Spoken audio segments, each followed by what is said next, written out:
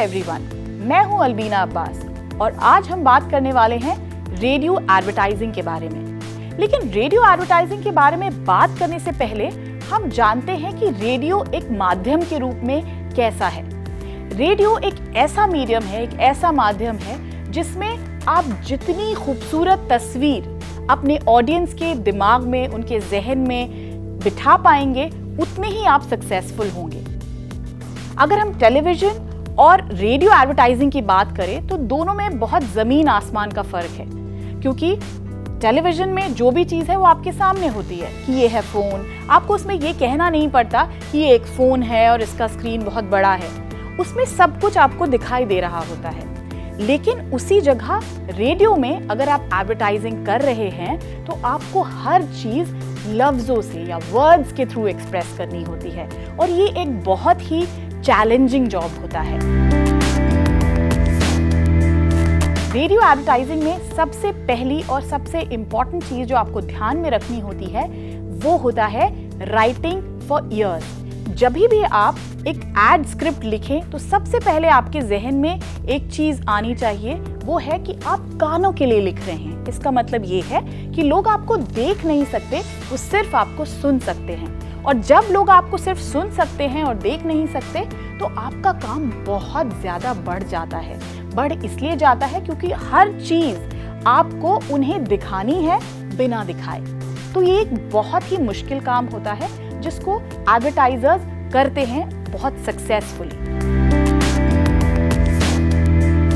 Radio में सबसे अहम चीज़ होती है साउंड इफेक्ट्स, क्योंकि अगर आपको दर्शकों के माइंड में कोई चीज़ क्रिएट करनी है तो वो उसे देख नहीं सकते, तो इसलिए आपको ऐसे साउंड इफेक्ट्स का सहारा लेना पड़ता है जिससे उनको लगे कि वो चीज़ एक्चुअली वो विजुअलाइज कर पा रहे हैं। जैसे फॉर एग्जाम्पल, अगर आपने बोला कि मैं एक फुटबॉल फील्ड में खड़ा हूँ और यहाँ एक मैच चल रहा है, और अगर पीछे से कोई भी आवाज़ नहीं आ रही है तो कोई भी दर्शक ये मानने को तैयार ही नहीं होगा कि आप एक फुटबॉल फील्ड में खड़े हैं। तो एक सीधी सी बात है, सिंपल सी चीज़ है कि आपको ये ज़रूर इंश्योर करना है कि आपके साउंड इफेक्ट्स एकदम इंटैक्ट हो। जैसे पीछे से शोर की आवाज़, स्टेडियम में जैसे दर्शकों का शोर है, तो उससे ये एस्टैब्लिश हो जाएगा कि आप एक स्टेडियम में हैं।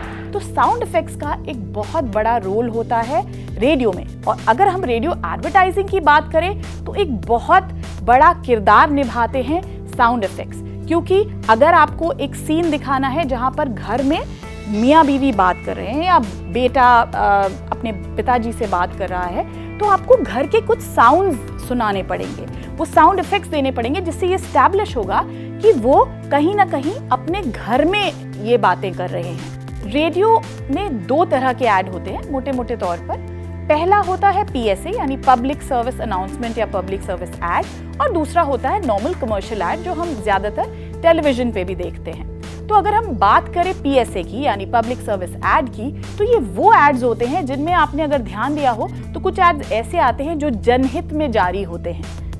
जो जनहित में जारी वाले एड्स होते हैं उन्हीं को हम PSA कहते हैं, जो किसी गवर्नमेंट बॉडी या किसी संस्था के द्वारा जनहित के लिए जारी किए जाते हैं। जैसे अगर आप स्वच्छता अभियान के ऊपर एक ऐड बनाते हैं तो वो PSA की कैटेगरी में आएगा। बेटी बचाओ बेटी पढ़ाओ या जन जीवन संरक्षण या सेव टाइगर, इस तरह के जितने भी टॉपिक्स हैं ये सब PSA के अंतर्गत आएंगे।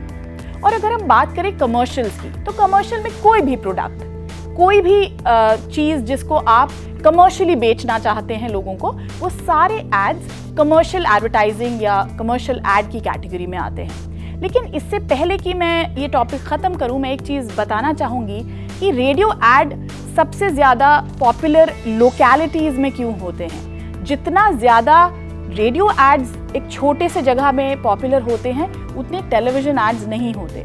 क्यों? क्योंकि सबसे पहला एडवांटेज रेडियो एड्स का है कि वो बहुत सस्ते होते हैं। कि भाई आपने 30 सेकंड का एक ऐड लिया है, एक स्लॉट लिया, वो आपको बहुत सस्ता पड़ेगा। अगर कंपैरिजन करें तो टेलीविज़न से शायद 5-6 गुना सस्ता पड़ेगा।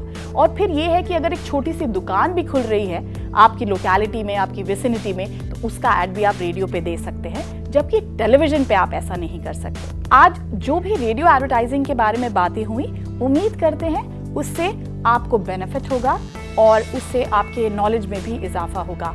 अगले आने वाले दिनों में हम कुछ और वीडियोस के साथ आपसे फिर मिलेंगे। तब तक के लिए बाय बाय।